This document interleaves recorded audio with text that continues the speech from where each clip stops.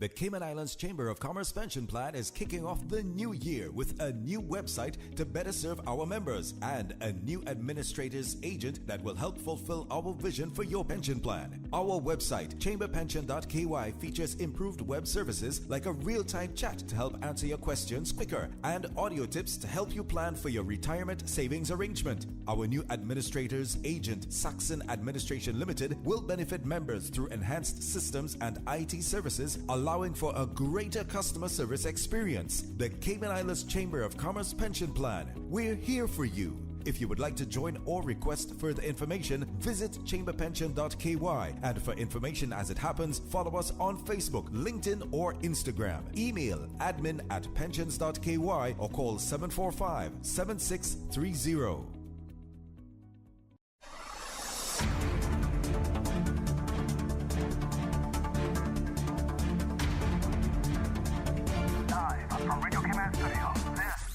Money Sense, bringing an informed financial perspective to the Cayman community.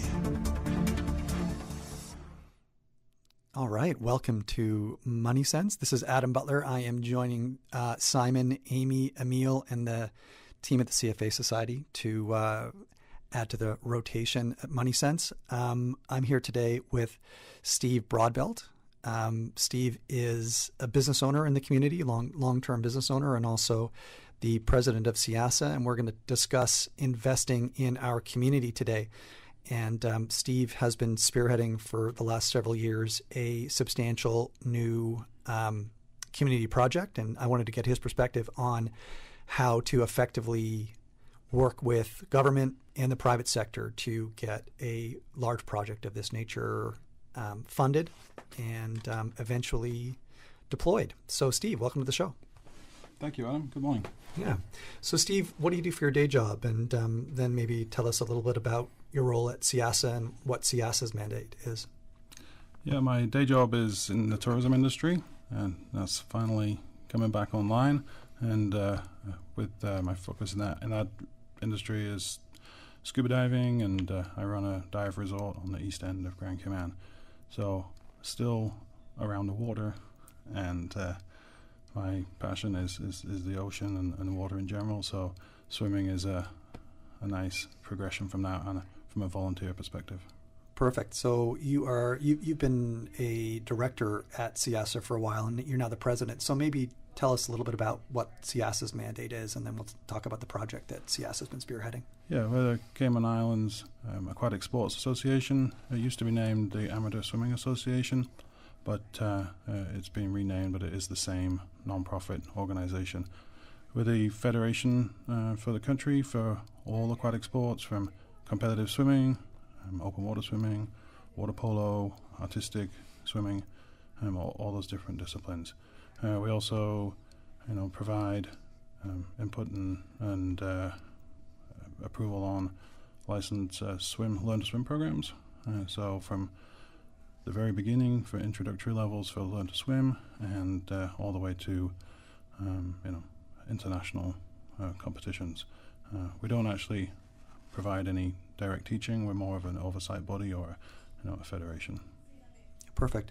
So there are, how many pools? There's 3 or 4 25-meter swimming pools on island, and I think the ambition for CIASA was to be able to host international events, and we don't have at the moment a pool to be able to do that and put sort of Cayman on the map for both Caribbean and international swimming. So maybe talk a little bit about the motivation for this.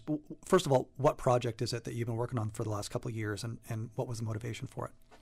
So the project is a 50-meter pool, and broader than that, would be an aquatic center, which is a 50-meter pool and a 25-meter pool with to international standards, with a grandstand, and to be able to host international swimming championships, much like Carifta that we're going to next month.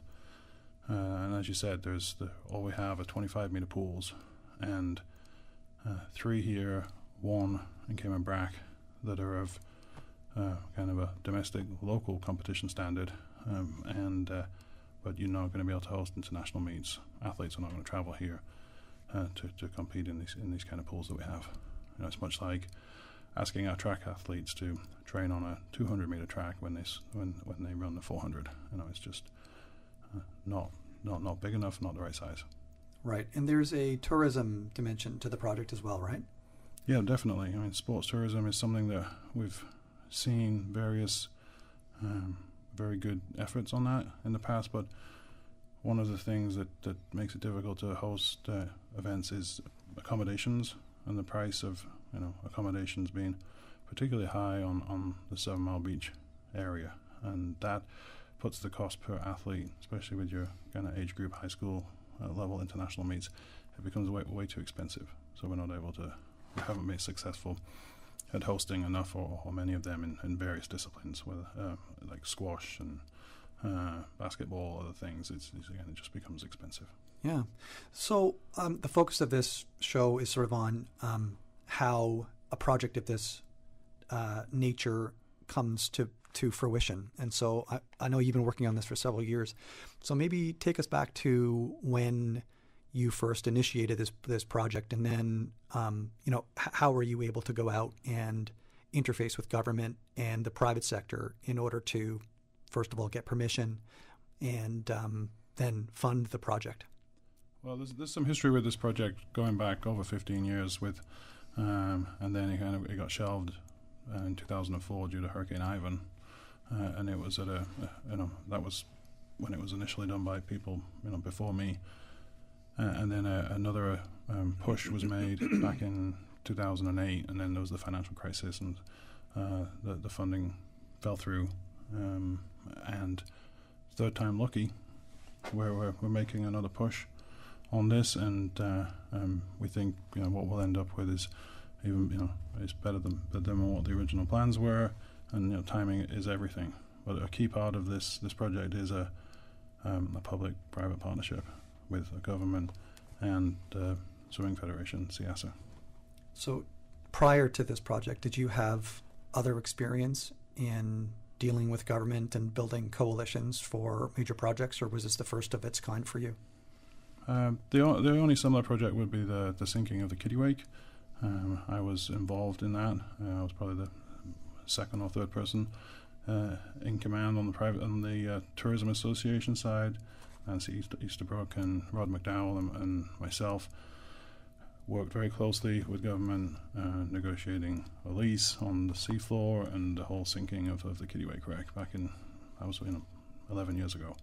So some of that experience has certainly been valuable and helped me with this project.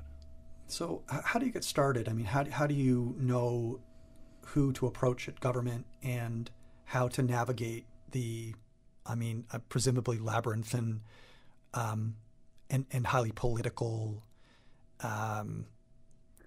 corridors of government in order to find the right person and get the right answers?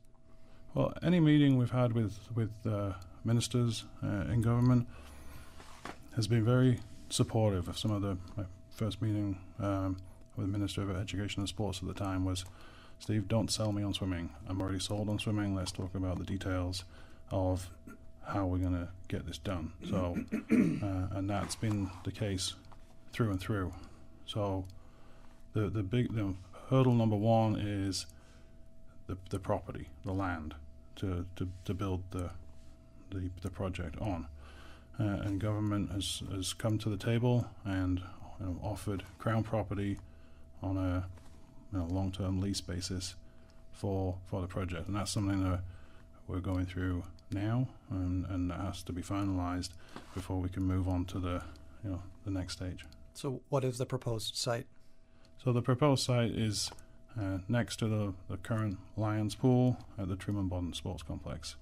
So within those grounds, so the sports can stay together, and that's a key part as far as when you look at, if we're in a additional phase where we add accommodations there and sports tourism, that wouldn't be just for swimming, it's for all sports. Yeah, perfect. Okay, we're going to take a break and then we'll come back to further chat with Steve.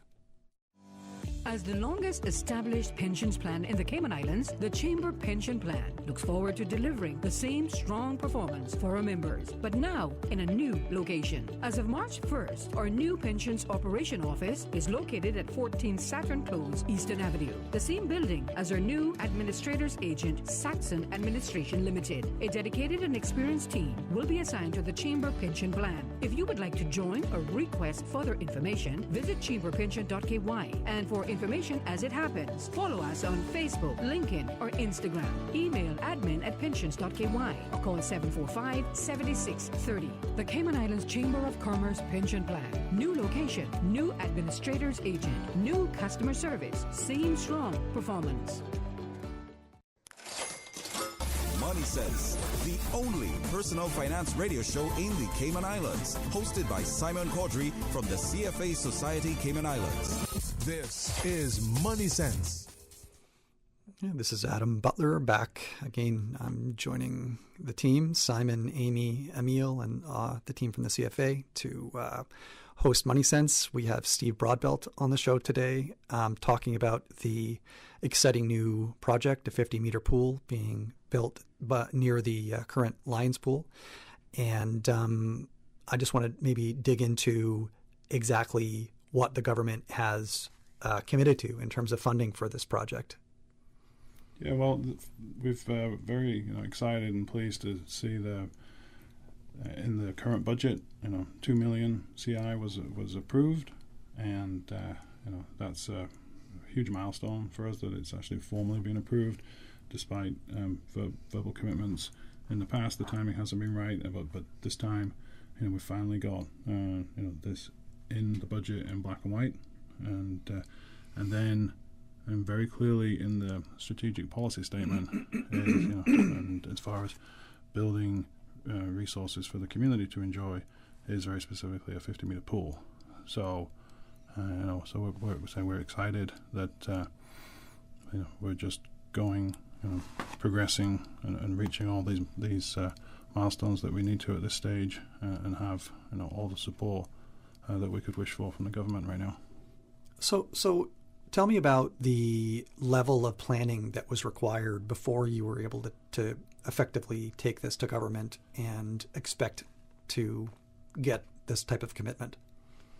No one's ever built a facility of this kind in the Cayman Islands, so we brought in an architectural firm from the UK who has built various projects from the 2012, the London Olympics, and other projects around the world to design the FINA specification pool, because if it's 1 inch too long, you can't host a meet. There's a lot of detail on the architectural side, and then the feasibility of how it fits within the community and how it can serve the wider community beyond competitive swimming, but for different user groups, seniors, people with mobility issues, and the schools. Everyone throughout the community, how can they benefit from this, and how do you design for that?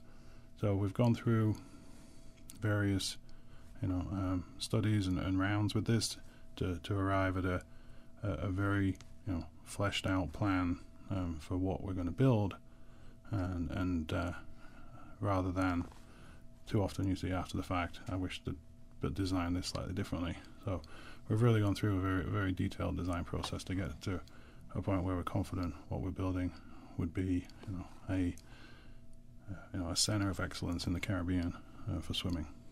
Yeah. So one of the main purposes of this conversation was to provide others who maybe have ambitions to roll out similar types of projects, to give them kind of a roadmap of what might be involved, right? So from a organizational or planning standpoint, like, for example, who funded the initial design and feasibility phase of this, right? Because this is a multi-phased project. So how does that get funded? And then, because you need to fund that in order to get to the next stage. And so we'll sort of roll through that.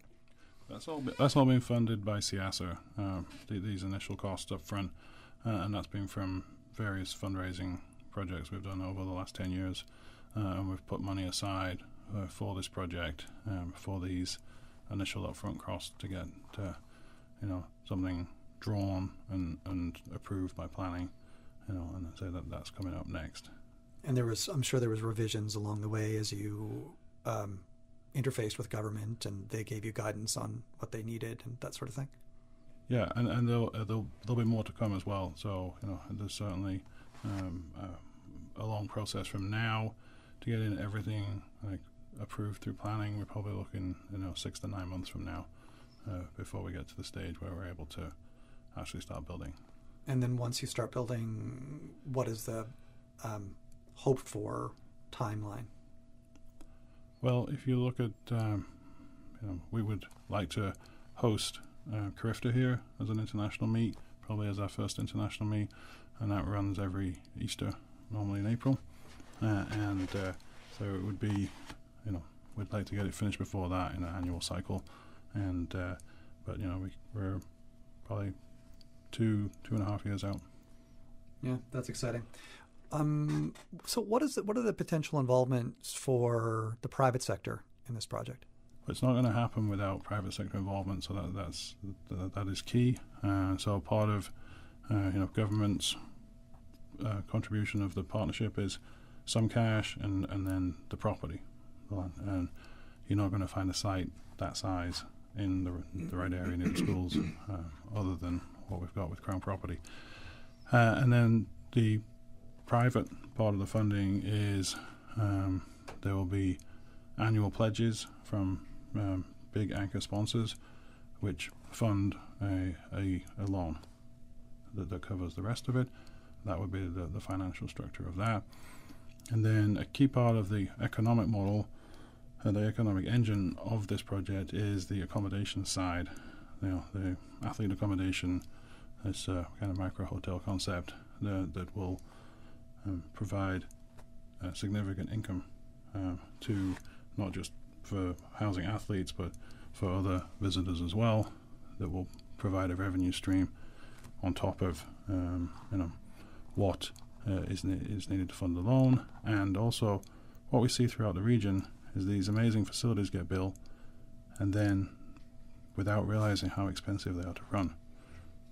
Basketball courts and football fields are relatively inexpensive. Swimming pools are about as expensive as a golf course to run. They require a significant amount of electricity for the pumping that's required. The temperature control on a competition tank it's a big monthly bill. So having the right kind of revenue model is very important. Yeah. So what is the proposed revenue model to fund the pool, the operations of the pool specifically? Again, without being, our goal is not to be a burden on government and have them to keep, funding the operational cost of any of this, and that's where the accommodation side is what funds the operation. It's kind of reverse. Like in tourism, a pool is seen as an amenity to a hotel. In a sporting project and facility, the hotel is an amenity to the pool, but it's also a key income generator to funding this and keeping it maintained to world-class standards. And otherwise, we'll find the opposite of that is it's an expensive facility to manage, and that's not something that we want. The sole cost of that should not be on the government. So is there a proposed hotel site or multiple hotel sites at the moment, or have you been speaking to any developers about some visions for that? Yeah, we have plans with that. Priority right now is to build the pool, and it would be easier to build everything all at one time. But on the site, the proposed site has adequate space for that. It's based on the space needed to host the amount of athletes that would typically attend Carifta games. Gotcha. And so tell me a little bit about the financing. You mentioned that part of the financing will come from government and the remainder will come via some sort of syndicated loan offering. What's envisioned for that? We've spoken with a few financial lenders, and we've had encouraging support from them and a high level of interest, and so we think that's because otherwise you have to raise all of the capital up front before you can start. And this is a project that will be, part of the community in the Cayman Islands for many decades.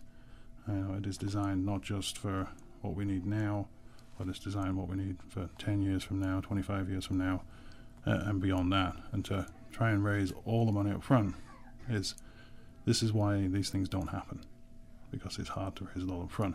So having a model where we're securing the site essentially with no capital cost, the government is putting significant seed money into the project, and the private sector is committing and securing a loan for the balance. And so, is government in any way guaranteeing the loans from the private sector? That is something that has been asked for. Gotcha. So you're still sort of in negotiations about how to structure those loans and how they'll be collateralized and guaranteed? Yeah, that's what we're working on next. Gotcha. And so how large a development do you think from a hotel standpoint would you hope to go on or near that property? Like what's the scope of the tourist side of the project? 130 rooms, which is almost a third of the size of some of the big hotels. So it's not a huge hotel site in particular compared to your big hotels on 7 Mile Beach, but still substantial. Yeah, right.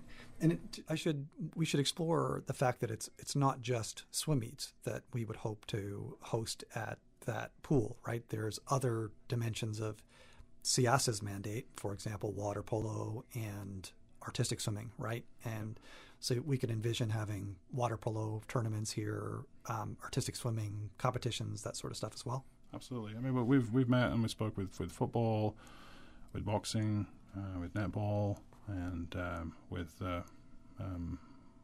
squash, other sports, other focus sports in the Cayman Islands, and they all want to host international meets, and they all have the same issue with where do the athletes stay, and so it's what we're proposing. It probably isn't big enough to satisfy the needs of all sports, but it's important to have this, and then if there is more demand, then we'll have to look at expanding it further. Well, yeah, we'd like to have that problem, right? Yes, definitely. Tell me about, you mentioned that it was important to have the pool built near schools. Tell me about why that's critical. Because of the amount of training that's required, having the pool closest to the majority of schools or the highest density student population is key, because they're training before they go to school from dark 30, and then they get changed, and then they go straight to school. They're finishing training at 7:15, and they're at school at 7:30. So being close is important in that respect. And then after school, they, from 3:30, the swimming whether it's learning to swim or it's training at a competitive level, it's immediately after school, straight there. So if it's off-site, say in Savannah or East End, it's just not going to be used. So this ensures the highest use, putting it nearest the biggest population of those that are most likely to use it. And is there a vision for it to be used during the day by some of the schools in the area for Learn to Swim? Yeah, well, right now, unless you're part of a master's program, you can't just walk up and go swimming in a pool. This pool will be open to the public, 7 days a week, and on the timetable there'll be set hours for just open swimming, where anyone can walk in and go swimming. And other parts of the world, you can just walk up. Here's a couple of dollars, off you go, get changed, go and do some laps. So having it as a community facility is absolutely key for with seniors programs, whether they're an organized program or it's just a group of friends getting together to go in the pool and do some laps and catch up on the latest news. Or it's athletes from other sports. So what we envision is more of a, is to be seen as a national training and wellness center. When you look at what the wellness needs of our seniors, and then if you look at the training needs of all our athletes, track and field, football, swimming is a fantastic part of an exercise for pretty much most athletes. Mm-hmm. So included in the aquatic center is a large gymnasium, which is not reserved for swimmers. That's for all national team athletes, no matter which sport, will have access to that. And that's important to these other sporting associations. So that's all part of the plan. What other facilities besides the gymnasium are part of the plan? Well, there is some space designed into it that would be leased out. So you could imagine a food vendor in there, ideally something healthy, and and retail for for sports equipment. Maybe some places you can't always find everything on island. There's certainly a need for that. The space for homework rooms and after school programs. Again, with kids getting out of school from around 3 o'clock and parents are not finishing work until 5. There's a lot of after school opportunities there that revolve around swimming and fitness and wellness, and be able to get homework done as well. So tell me about the design of the facility. Is it going to be open air? How large is it? Paint a picture of what is going to be standing on that site in 2 or 3 years. So most pools in the Caribbean face the problem of being too hot in the summer, and then the athletes can't train. So indoor pools are not particularly very confined, and that's not what we want. So we've got a kind of a hybrid of the two, where it is an open air outdoor pool, but it is covered with what we've designed as a turtle shell. So a large dome open on all 4 sides with complete cross ventilation, but blocks out the ultraviolet rays, helps stop the pool from overheating, keep the sunburn off our swimmers, and there's a lot of exposure to swimmers. It's one of the few sports you do laying down, and so your whole body is exposed to the sun here, especially in the Cayman Islands. So adding that is very, very important, and it also on top of that keeps the operating costs down. Chlorine loss, water evaporation, a facility this size can evaporate over 4,000 gallons a day. So you can soon see how that can add up as an operating expense. So by covering it but keeping it open air and cross ventilated, has those three major benefits. So maybe as we wrap up, any lessons from your experience that you would offer to others who are keen to embark on missions of this kind? Just be patient and don't give up, and just try and learn as much as you can along the way. Every time I've been to an overseas meet, I've always managed to invite myself for a backstage tour of all these facilities, and spoken with the facilities managers and got to see some very impressive things or some very weird and strange things along the way, and incorporate what I've learned from other people's mistakes into the design here. I say as we don't have any precedent or anything to follow here, so we try to learn as much as I can from other facilities in other countries. Fantastic. All right. Well, thank you very much, Steve, and thank you all for listening. And we'll be back next week with another show. Money Sense is brought to you by the Chamber Pension Plan. For further information, visit chamberpension.ky. The Cayman Islands Chamber of Commerce Pension Plan is kicking off the new year with a new website to better serve our members and a new administrator's agent that will help fulfill our vision for your pension plan. Our website, chamberpension.ky, features improved web services like a real-time chat to help answer your questions quicker and audio tips to help you plan for your retirement savings arrangement. Our new administrator's agent, Saxon Administration Limited, will benefit members through enhanced systems and IT services, allowing for a greater customer service experience. The Cayman Islands Chamber of Commerce Pension Plan. We're here for you. If you would like to join or request further information, visit chamberpension.ky. And for information as it happens, follow us on Facebook, LinkedIn, or Instagram. Email admin@pensions.ky or call 745-7630.